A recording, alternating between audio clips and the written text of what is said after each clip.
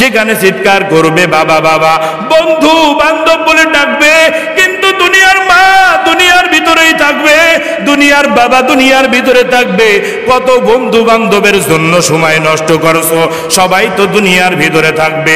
ওখানে আল্লাহ রাগান্বিত আওয়াজ দিয়ে বলবে, এই অন্ধকার কবরে, পরকালের গহীন অন্ধকার কবরে তোর মা নাই বাবা নাই, একমাত্র আমি আল্লাহ আছি।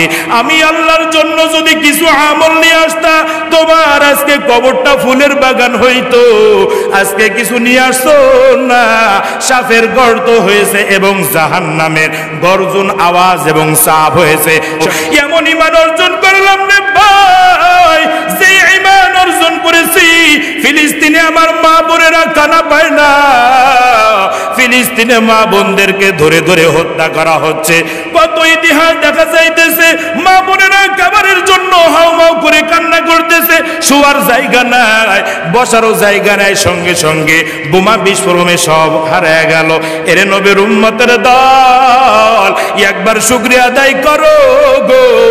নেপালে কত বড় ভূমিকম্প হয়েছে, যুক্তরাজ্যে কত বড় ভূমিকম্প হয়েছে, বাংলার জমিনে ভূমিকম্পের কোনো আনাই নাই, কোনো গুনাই নাই, ঠিক কিনা জোরে বলেন?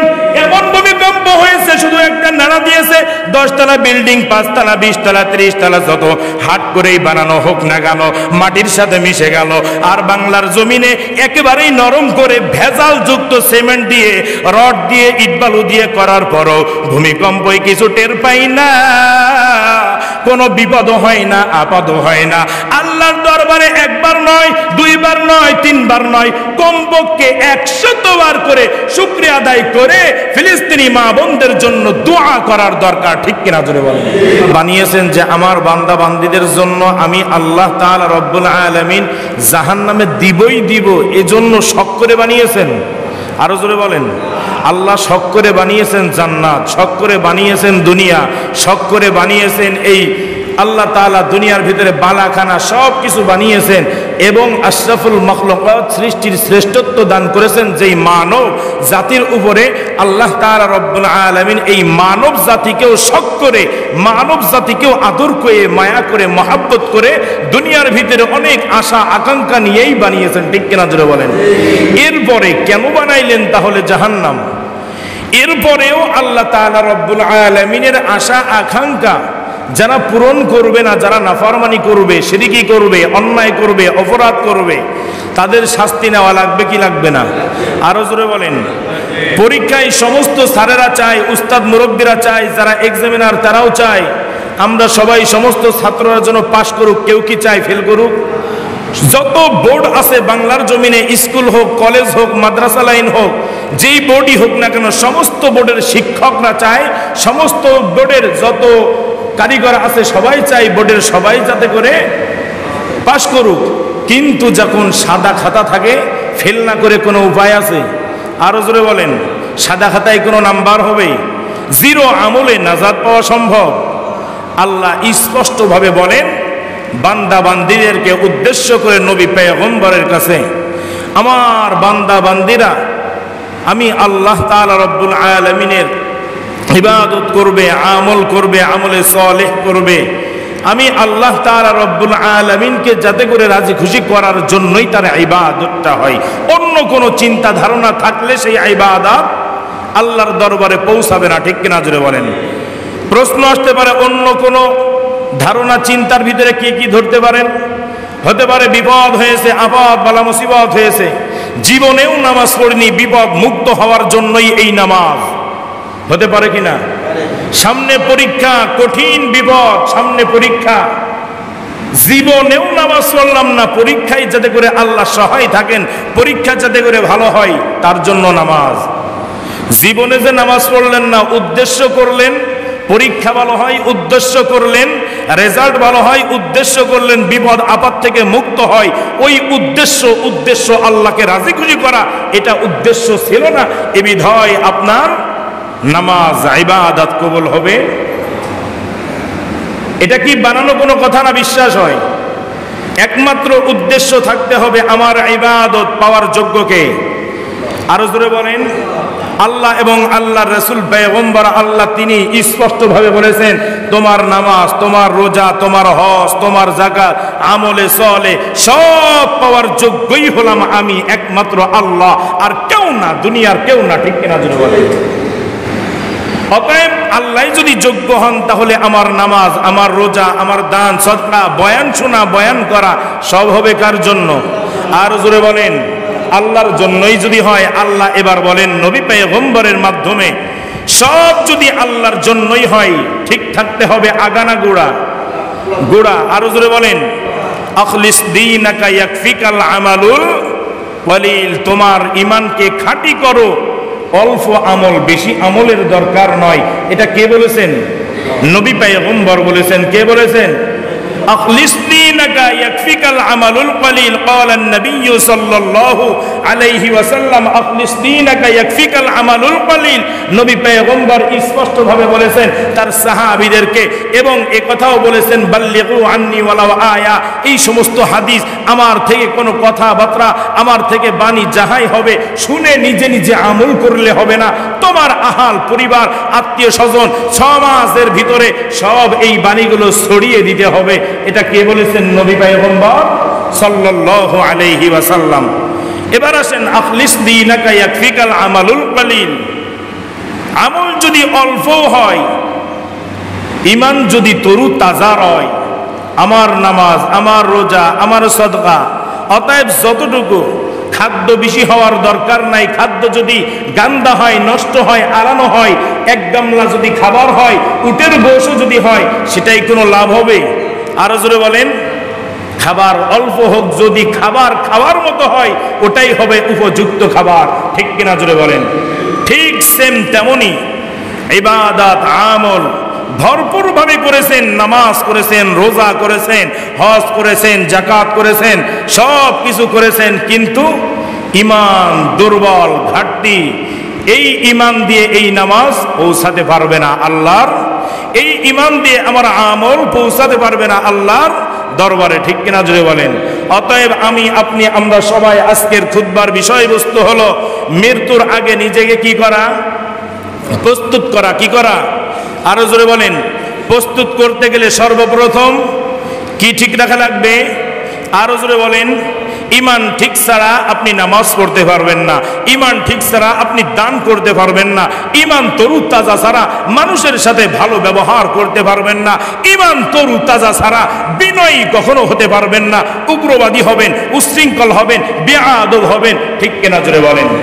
আর ঈমান যদি ঠিক থাকে, ওই বান্দার দ্বারা জীবনেও নাফরমানি হবে না, ওই বান্দার দ্বারা জীবনেও রোজা ছাড়বে না, ওই বান্দার দ্বারা নামাজ কাজা হবে না।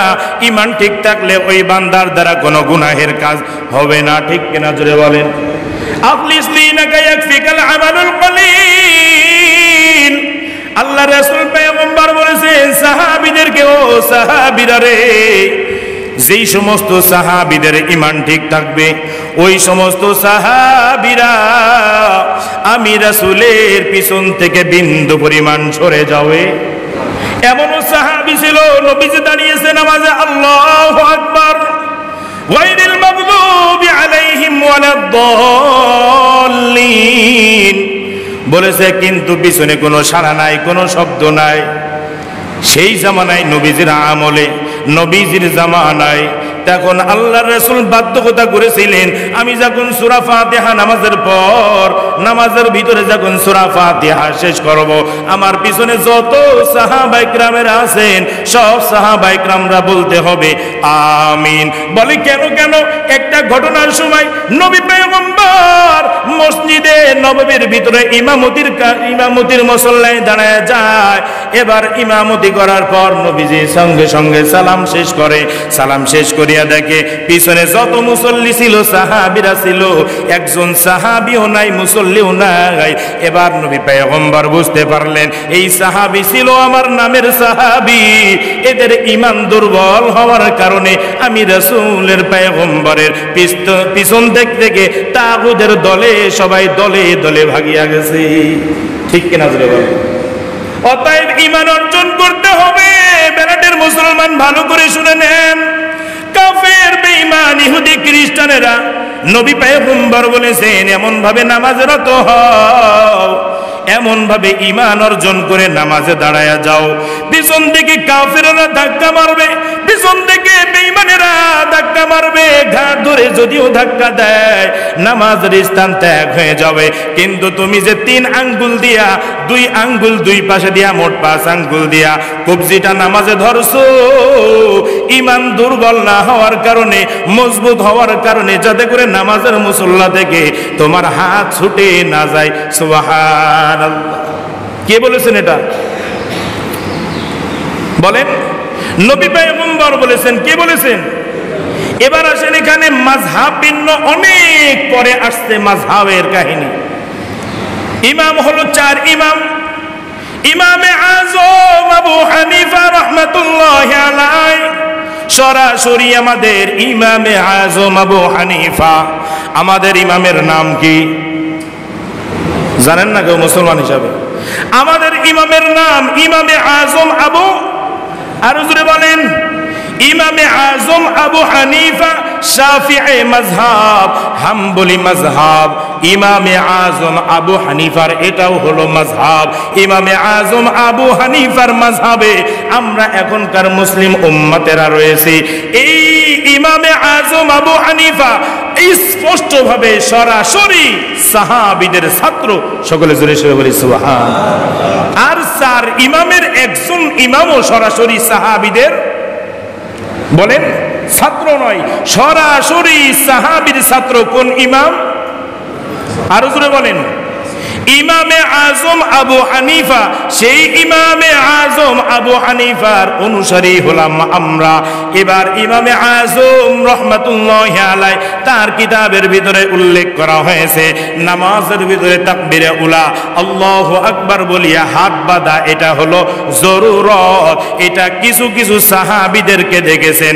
অন্যান্য হাম্বলি মাযহাব আছেন, শাফি মাযহাব আছেন, তারা অনেকেই আছেন বেতের নামাজ পড়ে 1 রাকাত। কয় রাকাত?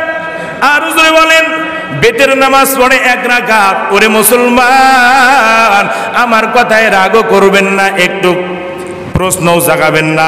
হুজুর 1 রাকাত কি কোনো নামাজ হয়?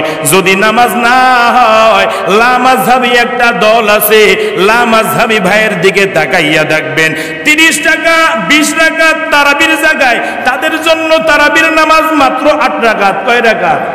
বলে 8 রাকাতের বেশি পড়া যাবে না। নবী পয়গম্বর কেমন ভাবে তারাবির নামাজ পড়েছেন? বলে এমন ভাবে তারাবির নামাজ পড়েছেন মাত্র 2 রাকাতে পুরো 30 পারা কুরআন খতম করতে সম্ভব হয়েছেন। সুবহানাল্লাহ। আর আমি আজকে 8 রাকাতের কথা বলে, 4 রাকাতের কথা বলে ফাঁকিবাজি আর কিচ্ছু না। বলে তারাবির নামাজ মাত্র 8 রাকাত, বেতের নামাজ মাত্র 1 রাকাত। তারপরেও এক মাযহাবের দলেরা নামাজ পড়ে কেমন ভাবে? বেতের নামাজ 2 রাকাত পড়ার পর 3য় রাকাতে যখন আমরা আল্লাহু আকবার বলি, তারা আল্লাহু আকবার বলে না, তারা এবার মুনাজাত করে। নামাজের ভিতরে স্পষ্ট নবী পয়গম্বর বলেন আল্লাহর কাছে কোন জিনিস চাওয়া এটা হলো জায়েজ না। জায়েজ আছে? আরো জোরে বলেন। চাবে নামাজের ভিতরে না নামাজের পরে? আরো জোরে বলেন। যেমন হজে গেছিলাম, অনেকে মনে করতে পারেন নবীজি তো শাফায়াতের কান্ডারি, ওখানে নবীজির রোজায় হাজার হাজার মুসল্লিরা, হাজার হাজার হাজিরা নবীজির দরবারের সামনে ওই রওজা শরীফ সামনে করে এবার সুন্দর করে মোনাজাত করে। ওই আরবিয়ান যত পুলিশ আছে, হাজ্জি লা হারাম হারাম হারাম, সব পিছিয়ে দেয়। নবীজির রওজায় কিছু চাইও না, এখানে চাওয়ার জায়গা নয়। যা চাওয়ার দরকার কার কাছে চাওয়া? আর হুজুরে বলেন স্পষ্ট ভাবে যাকেই দেখে তাকেই সঙ্গে সঙ্গে হাত নামায়া দেয়। হাজ্জি লা হারাম হারাম হারাম, স্পষ্ট ভাবে হারাম। নবীজির রওজায় চাওয়ার কিছু নাই, যা চাও আল্লাহর কাছে। কার কাছে? আর হুজুরে বলেন তবে আল্লাহর কাছে চাইতে হবে। জিয়ারত করো, জিয়ারত করার পরে নামাজ পড়ো, নামাজের পরে রোজা রাখো, রোজার পরে ভালো ভালো আমল করো তার উপরে। কিন্তু নামাজ পড়ছো, নামাজের ভিতরে হাত তোলা আল্লাহর রাসূল পয়গম্বর নিষেধ করেছেন, কিছুই চাওয়া যাবে না। অনেকে মনে করতে পারেন হুজুর আমরা তো দেখছি ওয়াজে শুনছি সিজদায় যাইয়া যেই দোয়া করা হয় সেই দোয়া আল্লাহ বিফলে দেয় না, কবুল করে নাই। ও ভাই, ওটা হলো নামাজের সিজদা নয়, এমনি সিজদায় যাবেন। দেখেন না বিভিন্ন জায়গায় আপনাদের সোশ্যাল মিডিয়াতে দেখা যায় খেলোয়াড়রা যখন গোল দিয়ে ফেলে সঙ্গে সঙ্গে মাঠে ময়দানে সিজদায় পড়ে যায়, ওটা তো নামাজের সিজদা নয়। এই সিজদা হলো আল্লাহ তাআলা রব্বুল আলামিনের দরবারে শুকরিয়া আদায়ের সিজদা। এই সিজদা যদি আনন্দের সাথে শুকরিয়া আদায় করে সিজদা করে যা চাওয়া হবে, আল্লাহর রাসূল পয়গম্বর বলেন আল্লাহর কাছে চাইতে দেরি হয়, বান্দার পথে আল্লাহকে দিতে দেরি হয় না। সুবহানাল্লাহ। যেই কথা বলতেছিলাম আখলিস দীনাকা ইয়াকফিকাল আমালুল কলিল, ঈমানটা তরুতাজা থাকলে নামাজ পড়বো, রোজা রাখবো, হজ করবো, যাকাত করবো, কবুল হবে কি হবে না? আরো জোরে বলেন। কারণ নবী পয়গম্বর বলেন বেশি আমলের দরকার নাই, অল্প আমল করো কিন্তু আমল হবে ইখলাসের সাথে, তাকওয়াওয়ালা আমল। অল্প আমল যদি হয় ঈমানওয়ালা আমল নিয়া কবরে হাজরা দাও। এমন ঈমান অর্জন করলাম রে ভাই, যে ঈমান অর্জন করেছি ফিলিস্তিনে আমার মা বোনেরা খানা পায় না, ফিলিস্তিনে মা বোনদেরকে ধরে ধরে হত্যা করা হচ্ছে। কত ইতিহাস দেখা যাইতেছে, মা বোনেরা খাবারের জন্য হাউমাউ করে কান্না করতেছে, শোয়ার জায়গা নাই, বসারও জায়গা নাই, সঙ্গে সঙ্গে বোমা বিস্ফোরণে সব হারিয়ে গেল। এরে নবীর উম্মতের দল, একবার শুকরিয়া আদায় করো গো। নেপালে কত বড় ভূমিকম্প হয়েছে, যুক্তরাজ্যে কত বড় ভূমিকম্প হয়েছে, বাংলার জমিনে ভূমিকম্পের কোনো আনাই নাই, কোনো গুনাই নাই, ঠিক কিনা জোরে বলেন? এমন ভূমিকম্প হয়েছে শুধু একটা নাড়া দিয়েছে, 10 তলা বিল্ডিং, 5 তলা, 20 তলা, 30 তলা যত হাট করেই বানানো হোক না কেন মাটির সাথে মিশে গেল। আর বাংলার জমিনে একেবারেই নরম করে ভেজাল যুক্ত সিমেন্ট দিয়ে, রড দিয়ে, ইট বালু দিয়ে করার পরও ভূমিকম্পই কিছু টের পাই না, কোনো বিপদ হয় না, আপদ হয় না। আল্লাহর দরবারে একবার নয়, দুইবার নয়, তিনবার নয়, কমপক্ষে 100 বার করে শুকরিয়া আদায় করে ফিলিস্তিনি মা বোনদের জন্য দোয়া করার দরকার, ঠিক কিনা জোরে বলেন? আর আমি মুসলমানের সন্তান, নামাজ পড়তেছি, রোজা রাখতেছি, আরামে খাইতেছি, খাবারের টেনশন নাই, 1 ওয়াক্তের জায়গায় 2 ওয়াক্তের খাবার নিয়ে সামনে বসে আছি, ভালো লাগলে খাইলাম, না লাগলে খাইলাম, ফেলিয়ে দিলাম। ভাই, স্পষ্টভাবে আল্লাহর দরবারে হাজরা দিতে হবে। এই ভাতের, এই তরকারির, এই সময়ের এই ব্যবহার অপব্যবহার যারা করেছে সব কিছু তার হাজরা দেওয়া লাগবে কি লাগবে না? আরো জোরে বলেন, হিসাব দেওয়া লাগবে কি লাগবে না? আর আল্লাহ যখন হিসাব নিবে, এই হিসাবটা কেমন হবে ভাই? স্পষ্টভাবে মৃত্যুর আগে নিজেকে গুছাও। তার মানে এটা বুঝাতে চাচ্ছি, নিজেকে প্রস্তুত করো, অন্যায় কাজ থেকে ফিরে আসো। বেনামাজিওয়ালা নামাজিওয়ালা হও, বেরোজদার রোজদারওয়ালা হও, উচ্ছৃঙ্খল বিশৃঙ্খল উগ্রবাদী বিনয়ী হও, হয়ে আল্লাহর দরবারে রজু হও, আল্লাহর দরবারে হাজরা দাও। কবে না জানি আমাকেও চলে যেতে হবে, আপনাকেও চলে যেতে হবে। যদি উচ্ছৃঙ্খল উগ্রবাদী বদমিজাজি বেনামাজি বেরোজদার কাফের বেঈমান ইহুদি খ্রিস্টানদের মতো আমাকে হাজরা দিতে হয় আল্লাহর দরবারে, আল্লাহ স্পষ্টভাবে বলেন, ও মাটি মান রব্বুকা মান নাবিয়ুকা মান দীনুকা, উত্তর দিতে পেরেছে। ফেরেশতারা বলবে না, মাটি তুই খামোশ হয়ে আছো কেন, দাঁড়িয়ে আছো কেন, এমন জোরে জোরে চাপ মারবে। স্পষ্টভাবে কিতাবে উল্লেখ করা হয়েছে, ডান পা জোরের হাড্ডা বাম পা জোরে চলে যাবে, বাম পা জোরের হাড্ডা ডান পা জোরে চলে যাবে। সেখানে চিৎকার করবে মা মা, সেখানে চিৎকার করবে বাবা বাবা, বন্ধু বান্ধব বলে ডাকবে। কিন্তু দুনিয়ার মা দুনিয়ার ভিতরেই থাকবে, দুনিয়ার বাবা দুনিয়ার ভিতরে থাকবে। কত বন্ধু বান্ধবের জন্য সময় নষ্ট করছো, সবাই তো দুনিয়ার ভিতরে থাকবে। ওখানে আল্লাহ রাগান্বিত আওয়াজ দিয়ে বলবে, এই অন্ধকার কবরে, পরকালের গহীন অন্ধকার কবরে তোর মা নাই বাবা নাই, একমাত্র আমি আল্লাহ আছি। আমি আল্লাহর জন্য যদি কিছু আমল নিয়ে আসতা, তোমার আজকে কবরটা ফুলের বাগান হইতো, আজকে কিছু কিছু নিয়ে আসছো না, সাপের গর্ত হয়েছে এবং জাহান্নামের গর্জন আওয়াজ এবং চাপ হয়েছে। সকলে জোরে সোরে বলি নাউজুবিল্লাহ। বিশ্বাস হয়? আরো জোরে বলেন। অনেক মুসল্লিদের তো বিশ্বাসই হয় না, মানুষ মরে গেলে তো পচে যাবে, গলে যাবে, ধ্বংস হয়ে যাবে। তাই যদি না হইতো একটা প্রাণীকে মৃত্যুবরণ করিয়ে ইচ্ছা করে মেরে মাটির উপরে ফেলে দিলে 2-10 দিন পরে পচে গলে যায়, আমিও মানুষ তো পচে গলে যাব না? তোমার বেলায় নয়, কারণ স্পষ্ট আল্লাহ বলেছেন ওয়ামা খালাকতুল জিন্না ওয়াল ইনসা ইল্লা লিয়াবুদুন। দুনিয়ার ভিতরে জিন ও মানব জাতিকে হিসাব নেওয়া হবে পরকালে। আল্লাহ তো যুক্ত দুর্গন্ধযুক্ত গোশ দিয়ে, হাড্ডি দিয়ে, রক্ত দিয়ে হিসাব নেবে না। তোমাকে যদি একটা মানুষ পুড়িয়ে ছাই করে গোটা দুনিয়ার ভিতরেও ছড়িয়ে দেয়, আল্লাহ তাআলা রব্বুল আলামিন সেই ছাইকে এক জায়গায় করে আবার সেই বিচারের কাঠ জ্বলায়, সেই বিচারের কাঠ গড়ায় দাঁড়ানোর ক্ষমতা রাখেন কি রাখেন না? আরো জোরে বলেন, আরো জোরে বলেন। এবার আসেন শেষ বয়ান, সেটা হলো আত-তুহুরু শাতরুল ঈমান। পবিত্রতা কিসের অঙ্গ? আরো জোরে বলেন। ঈমানের যদি একটা অঙ্গ কাটা পড়ে যায়, আপনারা বলেন ঈমান কি তরুতাজা হইল? আরো জোরে বলেন। সবল মানুষ চিনেন? সবল মানুষ, তরুতাজা মানুষ চিনেন? আমার শরীরে কোনো সমস্যা নাই, হাত আছে, পা আছে, কান আছে, নাক আছে, জবান আছে, সব কিছু আছে। আমি হলাম সবল মানুষ, আমি হলাম শক্তিশালী নিখুঁত একটা দেহের মানুষ, ঠিক কিনা জোরে বলেন। এখন বলেন, আমার যদি ডান হাতটা কাটা পড়ে যায় বা যদি একটা পায়ের অঙ্গ কাটা হয়, তাহলে আমি খুদ হয়ে গেলাম কিনা? আরো জোরে বলেন। আমার একটা হাত নেই, আমি আর সবল থাকতে পারলাম না, এটাই কিন্তু বাস্তব। আর আল্লাহর রাসূল পয়গম্বর বলেন, ঈমানের একটা অঙ্গ যদি কাটা হয়ে যায়, তাহলে পরিপূর্ণ ঈমানদার তুমি নও, ঠিক কিনা জোরে বলেন। তলাবুল ইলম, আত-তুহুরু শাতরুল ঈমান। পবিত্রতা কিসের অঙ্গ? আরো জোরে বলেন। আমরা মনে করি, আমি আপনি আমরা সবাই মনে করি, আমিও আগে মনে করতাম, এখন আর মনে করি না। মনে করি ওযু ভঙ্গ হয়ে গেলে এটা হলো অপবিত্রতা, গোসল যদি ফরজ হয় এটা হলো অপবিত্রতা, ওযু আবার করে নিলাম পবিত্রতা হয়ে গেল, গোসল আবার করে নিলাম পবিত্রতা হয়ে গেল। এতটুকু কি সীমাবদ্ধ? আরো জোরে বলেন না। পবিত্রতা কাকে বলে? পবিত্রতা কাকে বলে? আমার নিজের ভিতরে নাপাকি আছে, নাপাকি দূর করতে হবে। বলে হুজুর সে একই তো মাসআলা। বলে না না, নাপাকি কিন্তু সেই জিনিসটাও হয় অন্যায়ভাবে আমি একজনের অন্যায়ভাবে অত্যাচার করে, জুলুম করে একজনের সম্পদ আমি খাইলাম, নিজের 3.5 হাত বডিটাকে নাপাকে পরিণত করলাম, আত্মাকেও অপবিত্র করে ফেললাম। এর নবীর উম্মতের দল, আফলিস্তিনাকা ইয়াকফিকাল আমালুল কলিল। ঈমান যার তরুতাজা হবে, সেই বান্দা কোন ছোট ব্যক্তিকে, কোন মাজলুম ব্যক্তিকে অন্যায়ভাবে গালিগালাজ দিতে পারবে না।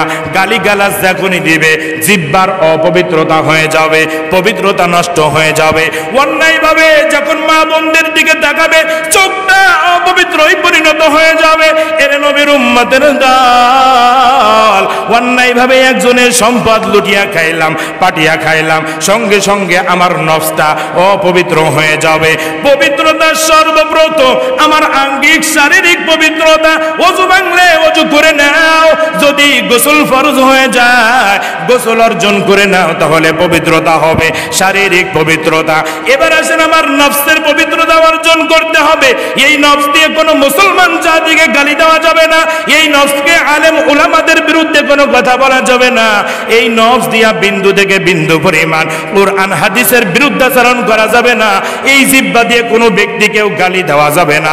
আমার হাত হয়েছে, হাতে টাকা আছে, বস্ত্র আছে, সম্পদ আছে, গরিব এতিম মিসকিন যারা মাজলুম তাদের উপরে অন্যায়ভাবে অত্যাচার করলাম।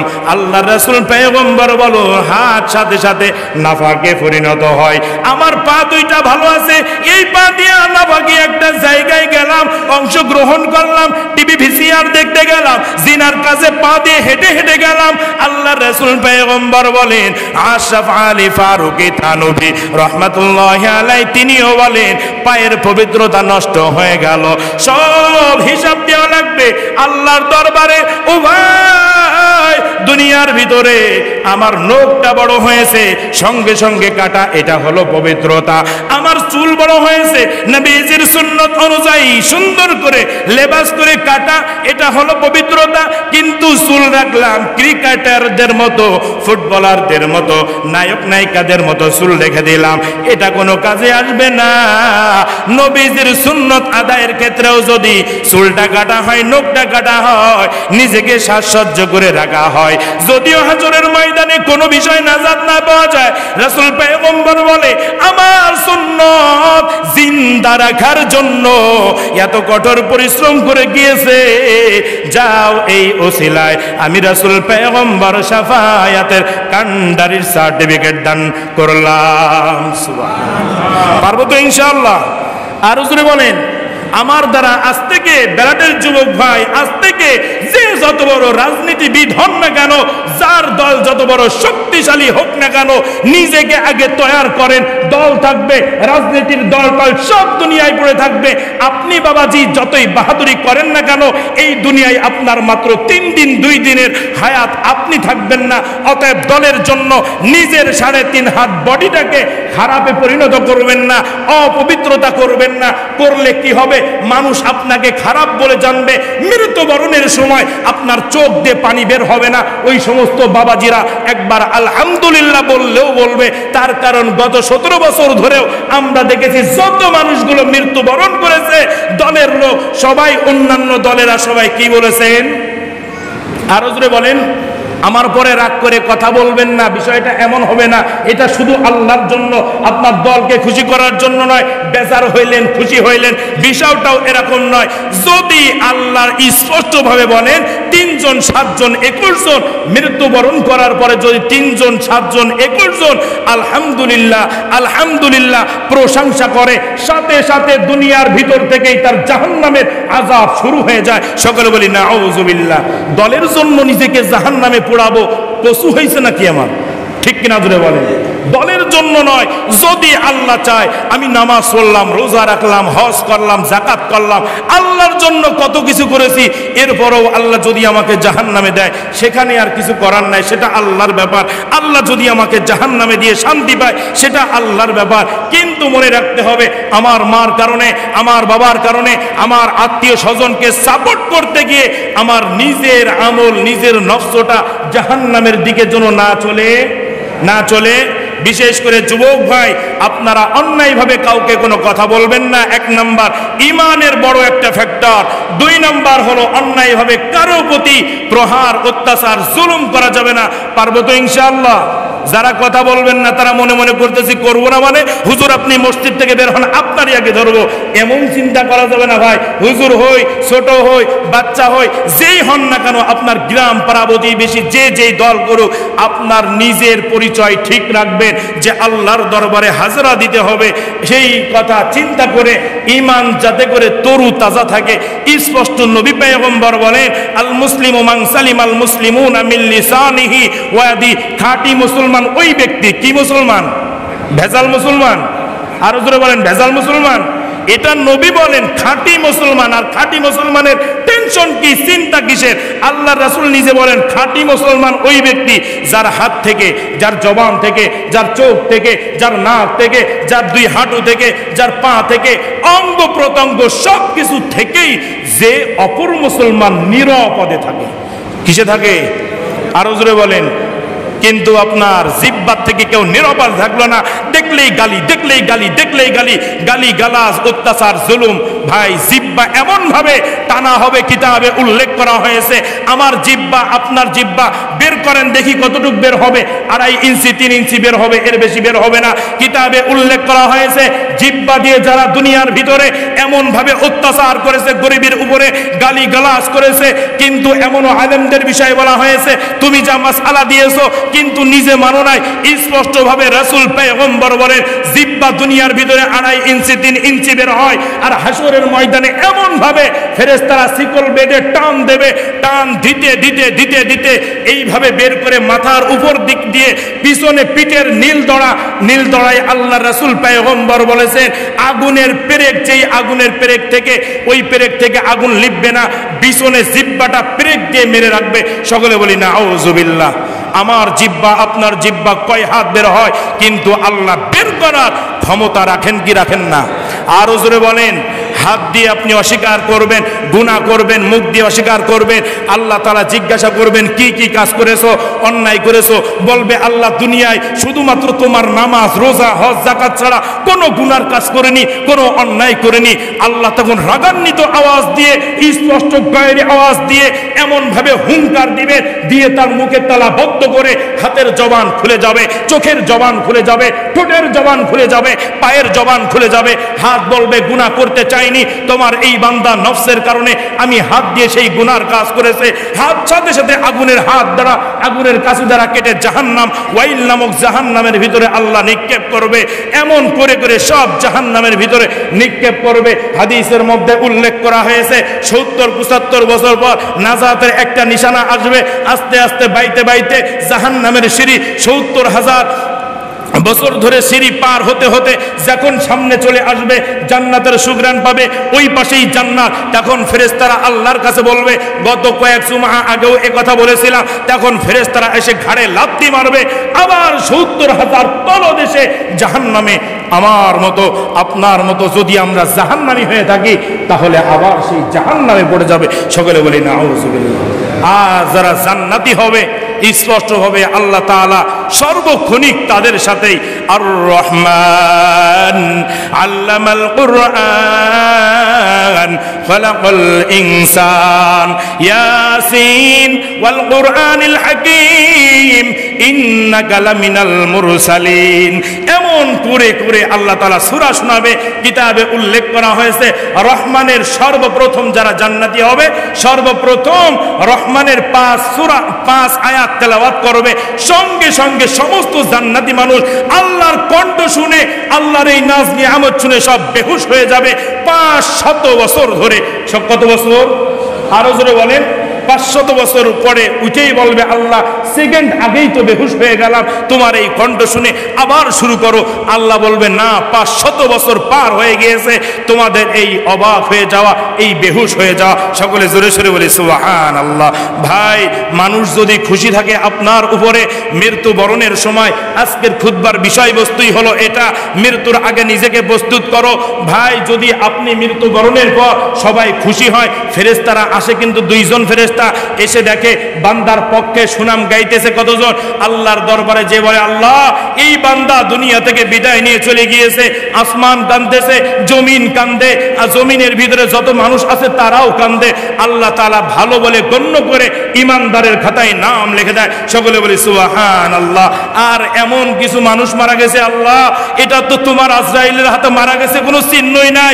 ওই পায়রা চত্বরে ঝিনাইদহ হিরান চেয়ারম্যানের যে যেমন ভাবে ঝুলায় এমন ভাবে রক্তাক্ত করেছে, যদি এমন মৃত্যু আমার হয়, আপনার হয়, ঠিক তখন বলবে আল্লাহ মানুষ এরপরে এত অসন্তুষ্ট, মানুষ এত খুশি হয়েছে, এমন পিটাইছে মানুষ দুনিয়ার ভিতরে এমন চিহ্ন করেছে, চিহ্নই প্রমাণ পাওয়া যাচ্ছে না যে আজরাইল আলাইহিস সালাতু ওয়াস সালাম জানটা কবজ করেছে। আল্লাহ সঙ্গে সঙ্গে জাহান্নামের খাতায়, বেঈমান ইহুদি খ্রিস্টানদের খাতায় নাম লিখে দেবে। আমরা ইমানদার হয়ে মরতে চাই নাকি বেঈমান? আরো জোরে বলেন। আল্লাহ আমাদেরকে ইমানদার হয়ে মৃত্যুবরণ করার তৌফিক দান করেন। সকলে বলি আমিন।